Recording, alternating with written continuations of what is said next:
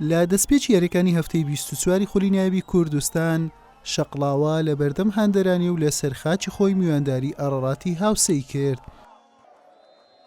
سەرەتای یاریەکە وەک کەش و هەوای شەقڵاوە ساردی بەخۆیەوە بینی و کەمترین هێرش لەلایەن یاریزانانی هەردوویانە بەرهەم دەهات.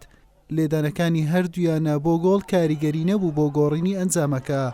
لە خولەکی 22 نابژوان فیکەی لێدانی سزای بۆ شەقڵاوەی خاوەن ماڵ لێدا. شاکار فاخیر جێبەجێ کرد و غەفور عوسمانی گۆڵ پارێز تۆپەکەی دوور خستەوە. هەردوویانە لە هەوڵدا بوون بۆ گۆڕینی ئەنجامی یاریەکە، بەڵام سەرتیپ و غەفوری گۆڵپارێزانی هەردوویانە نەیان هێشت نیوەی یەکەم هاندەران گۆڵ ببینن. لا نیوەی دوم یاریەکە شەقڵاوە ئامانجی گۆڵی پێشکەوتن بوو تاوەکو خۆی لە دواوەی ڕزبەندی ڕزگار بکات.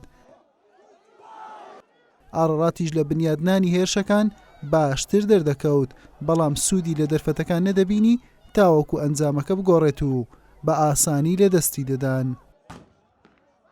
لە خولەکی 86 شاکار فاخیر ئەو کاری ئەنجامدا کەوا هاندەرانی شەقڵاوە چاڕوانیان دەکرد، ئەویش گۆڵ یەکەم و پێشکەوتنی یانەزەر پۆشەکەی خۆشناوەتی بوو. ئاڕەڕات هەوڵی بۆ گۆڵ یەکسانی بوو، بەڵام بەوە ڕانەگەیشت و یاریەکە دوای 90 خولەک کاتی ئاسایی و 5 خولەکی زیادکرا و بە فیکەی ناوبژوان بە کۆتایی هاتوو. شەقڵاوە سەرکەوتنێکی دیکەی نووسیەوە. زۆر سپاس بۆ خی گەورە کە توانیمە ئەو سێ خاڵە بەدەست بێنین، دەستخۆشی لە جمهورەکەمان دەکەین و ئەم سێ خاڵە زۆر مهم بوو، وا دەکات لە ڕێزبەندی کۆتایی بە دوورمان بێخیتەوە ئینشاڵڵا لە یاریەکانی داهاتوودا سەرکەوتن بەدەست دێنین. یاریەکە لە ساڵحی ئێمە نەبوو بە گشتی هەر لە سەرەتاوە تا کۆتایی ئەوان لە ئێمە باشتر دەرکەوتن، ئەوان زیاتر بە حەماسەتتر یاریان کرد. ئەو حەماسەتەیوان وای کرد تۆزێک ئاستی فەریق ئێمە دابەزیت.